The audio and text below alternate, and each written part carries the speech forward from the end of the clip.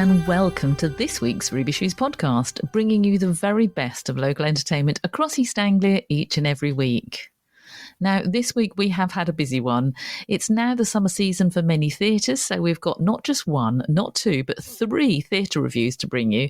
Plus, we chat to the manager of a venue which is about to celebrate its 110th birthday, and we've been out and about enjoying a guided walk.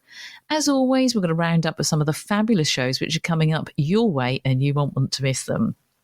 We've been out and about in this past week checking out the various summer theatre performances on offer. So here's what we thought of three of the shows we visited literally in the past week. Firstly, Love Song by the Gallery Players. Now, you might remember we chatted a couple of weeks ago to the director, Steve Waldridge.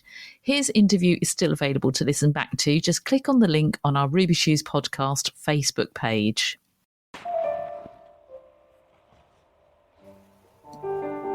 Love Song is a beautiful play about the relationship between a couple who love each other and grow old together. The time shifts between the older and the younger couple are almost balletic. They're so beautifully choreographed.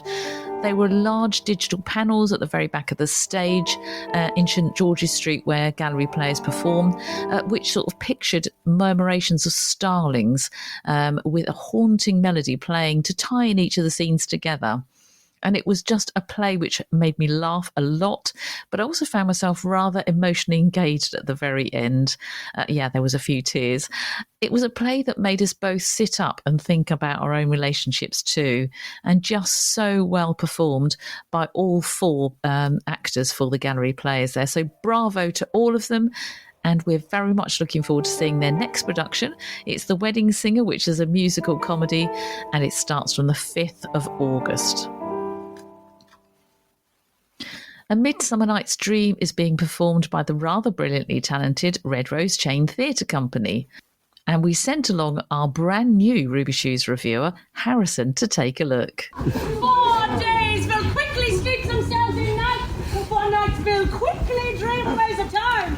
And then the moon, like to a silver bowl new bent in heaven, shall behold the night of our solemnity. All nights feel like eternity. I can't bear to wait too long. Hello everyone, my name is Harrison, and what you just heard there was the opening dialogue from Red Rose Chain's performance of A Midsummer Night's Dream, which I was lucky enough to attend as part of their Theatre in the Forest programme at Sutton Hoo. So the choice of setting it in Sutton Hoo was a really good idea, honestly, because the centrepiece was sort of this tree, a massive tree, and then you looked out across this big valley of forest, and it really made you think that you were with these characters on their magical, dreamlike adventure. The cast really had a vibrant energy and chemistry, and it brought each of the characters that they played to life with a perfect blend of humour and a little bit of heart as well. The way that the cast included the audience, because they sort of walked through at times and talked to members of the audience, it was really great, especially when they got the younger members involved, because it's always a bit tricky if the kids maybe don't understand the dialogue, but you know, the actors, they were really good at making them laugh, keeping them engaged, which is what we all love.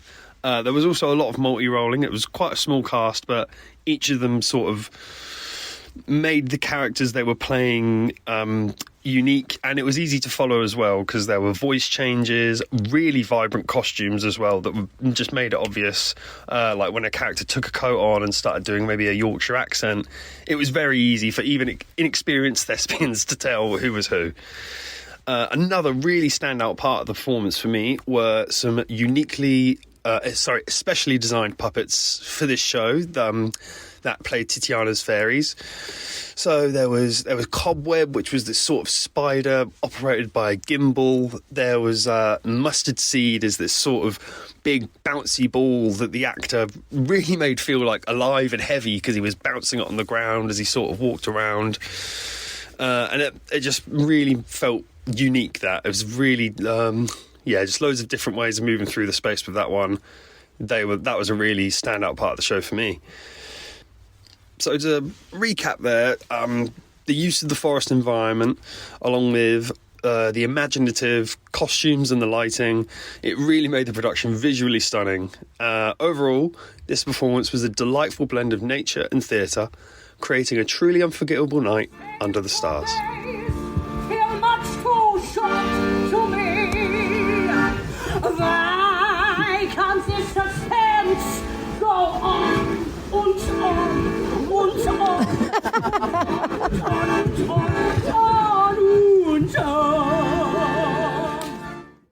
I caught up with theatre manager Wayne Burns. He's the manager of Leiston Film Theatre, and they're about to celebrate a fantastic achievement. Wayne, I'm here to talk to you about One More Time, a celebration of 110 years of entertainment at the Leiston Film Theatre, and it's all happening on the 26th of October.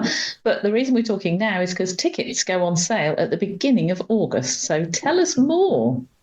They do. Can I just confirm it's the theatre that's 110, not me? Be sure. Some days as theatre manager, you might feel 110, but you're not. You're a spring chicken, aren't you? How we've done it, I don't know, but the theatre celebrates its 110th anniversary on the 27th, actually, of October. So we've got a glow-in-the-dark puppet show for the little ones, all seats, just a £5, Steph, just a £5. Incredible value. And then we've got the Swing Machine Big Band. I don't know if you've seen them before, have you? I haven't. They sound great, though.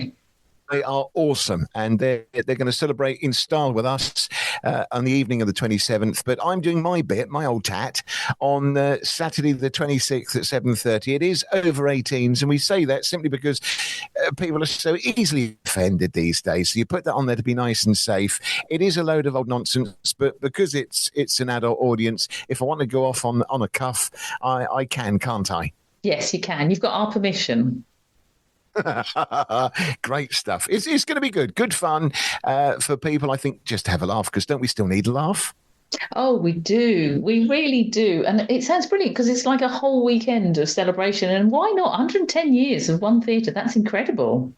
Well, we thought we could stick on a film. Everywhere can do that if they're a cinema, can't they? And it's an easy thing to do. So we thought, how can we celebrate in style? And it was built as an entertainment centre for East Suffolk. Its original agenda was to raise money for the various causes because it went up during the Great War.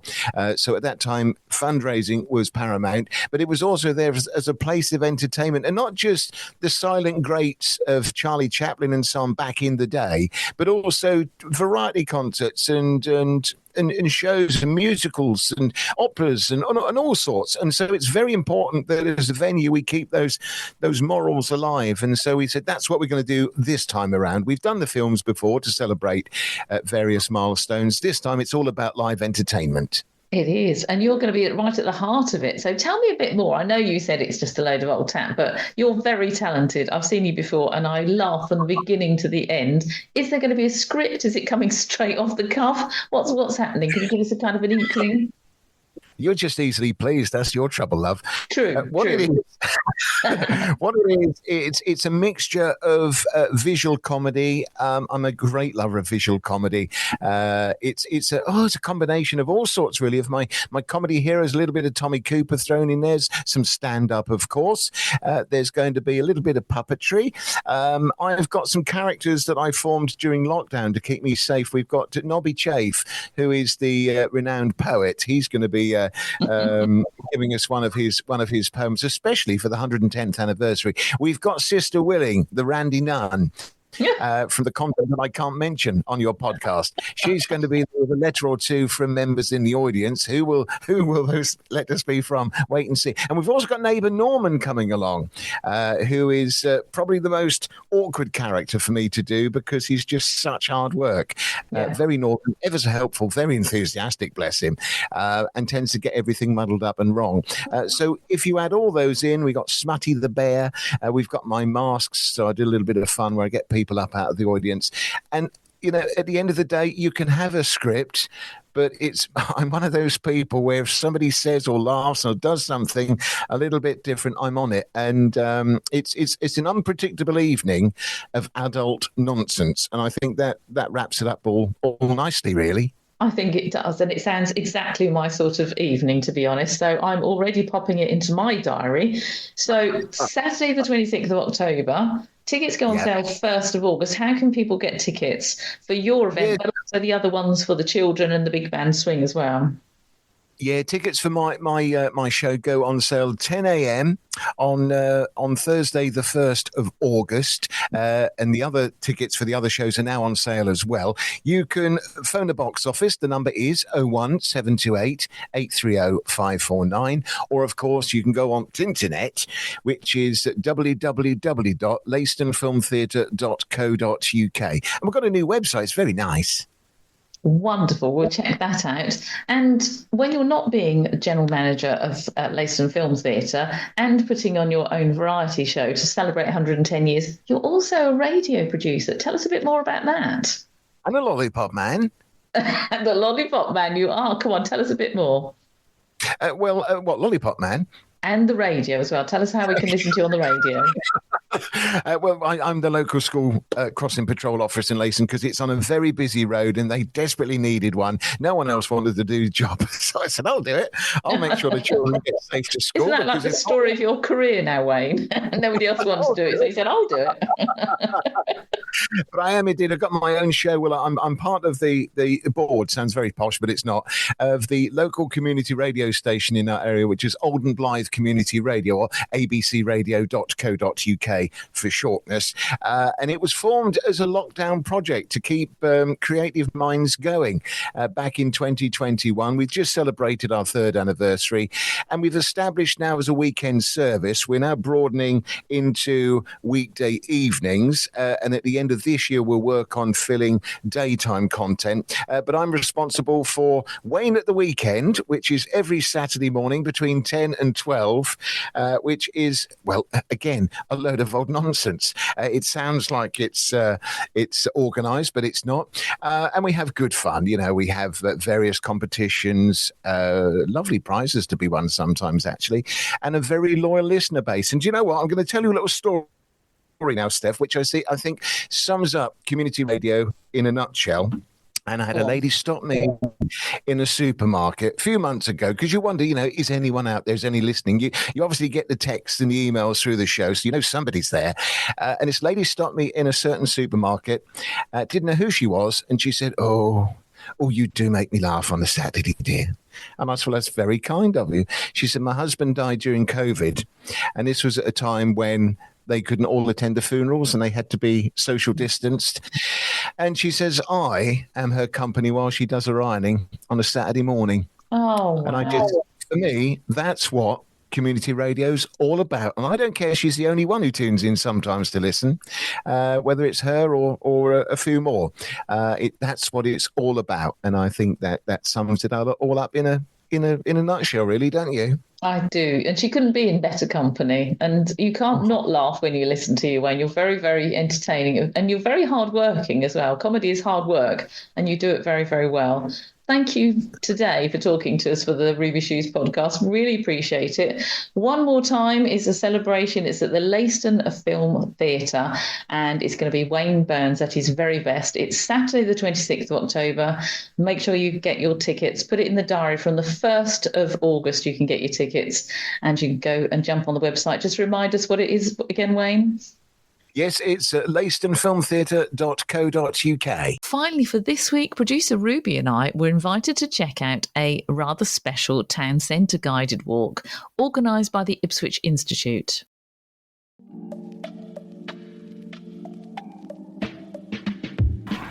Well, Ruby and I have just arrived in Ipswich. That's producer Ruby, our four-legged fairy producer. We've just arrived in Ipswich because the Ipswich Institute are hosting guided walks all throughout this summer, and we've been invited along to one of them.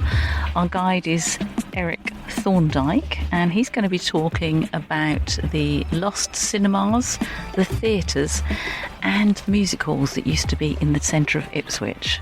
So come on, Ruby, let's see what we can find out.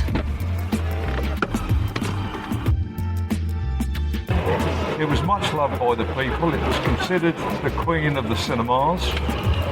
It had a restaurant, a cafe, It had a blue room for functions. It was a very popular kind of place for weddings and things like that.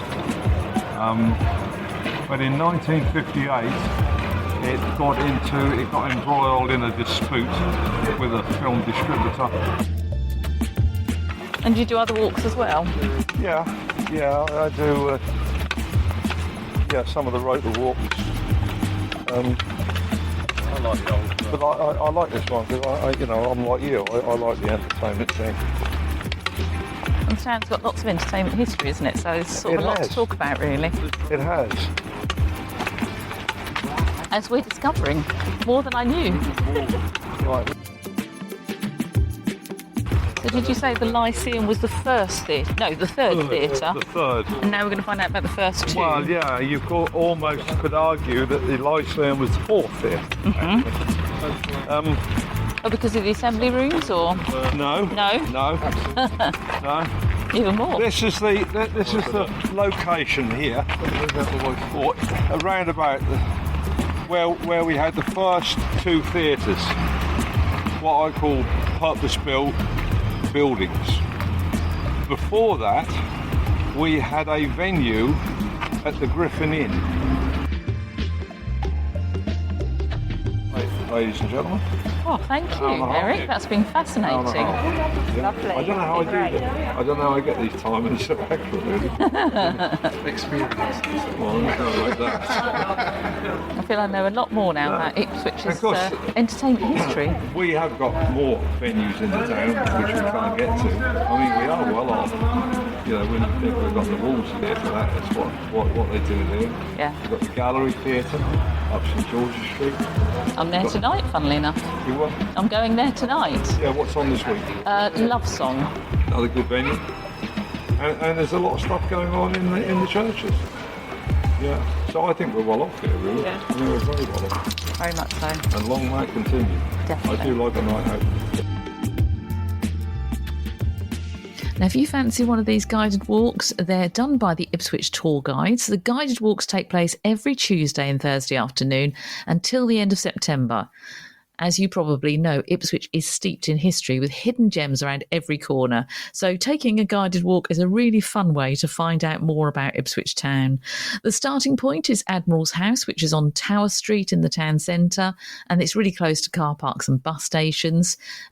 Just a selection of upcoming walks, give you a bit of a flavour. You could go to Myth, Mystery and Murder, Love It and List It, Heart of Ipswich, Thomas Gainsborough, an Ipswich artist, Corn to Coprolite, and there's even a walk called Saxons, Vikings and Normans.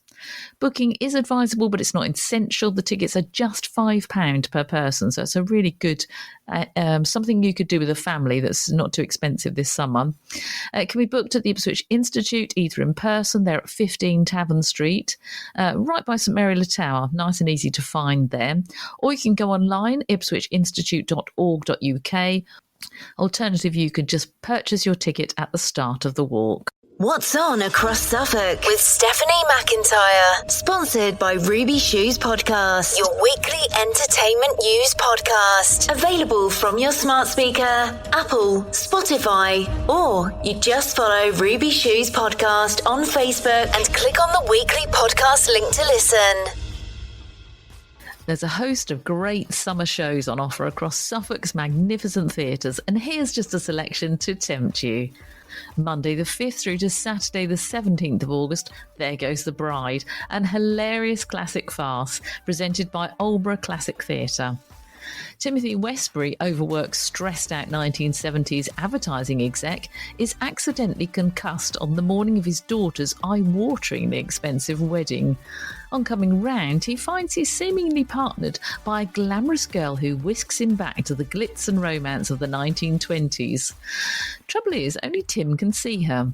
While he's delighted, his friends and family are dumbfounded and distraught, and hilarious chaos ensues in what has been called the fastest and funniest of the many West End hits from the masters of traditional English farce. Rain or shine, they look forward to welcoming everybody to the Aldeburgh Jubilee Hall. To book, you can call them on 01728 343 344 or just go to aldeburghjubileehall.co.uk. Friday the 9th of August at Thorrington Amphitheatre, the open-air theatre in the woods just outside Saxmundham. They present The Gondoliers from 7 o'clock. Set in picturesque Venice, this light-hearted operetta will whisk you away to a world of blissful romance, barbed satire and comic chaos. Two charming gondoliers, Marco and Giuseppe, suddenly find themselves elevated to the status of royalty. Each tasked with choosing their queen from a bevy of beautiful women, hilarity ensues when the rightful queen arrives demanding to know which of the men is her husband. As the plot thickens and the absurdity reaches its peak, love triumphs and the gondoliers discover that happiness lies not in noble titles, but in the simplicity of true love. The witty lyrics of Gilbert and catchy melodies of Sullivan are not to be missed. To book your tickets, go to thorringtontheatre.co.uk. And don't forget, arrive a little early and pack a picnic, or you can just order one online and it'll be ready for your arrival. Saturday the 10th of August, harmonica phenomenon Steve Lockwood has joined forces with the Apex to put on a workshop for harmonica players of all abilities, including complete beginners. The workshop will help any harmonica player to improve their blues and pop playing and get the best out of this deceptively humble instrument. Steve isn't just a musician with a worldwide reputation who's played with acts from Larry Adler, Chris Difford of Squeeze and Screaming Lord Sutch to the Royal Philharmonica Orchestra. He's also recorded over 80 albums. He's got a degree in harmonica players from the Anglia Ruskin University in Cambridge, and he's a fully qualified teacher and lecturer. So workshop participants will play new blues rhythms, cool country wails, pitch bend all the way down and jam along with well-known solos.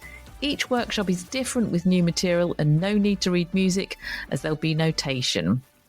Check out theapex.co.uk to find out more.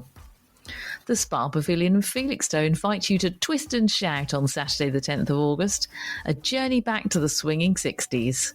An all-star cast from West End deliver a musical powerhouse of a show that starts with the explosion of Britpop in 1962 through to the era of flower power and free love in the late 60s.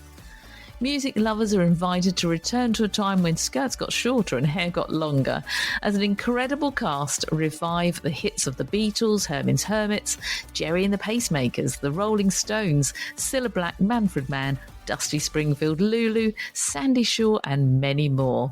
Go to spapavilion.uk to get your tickets.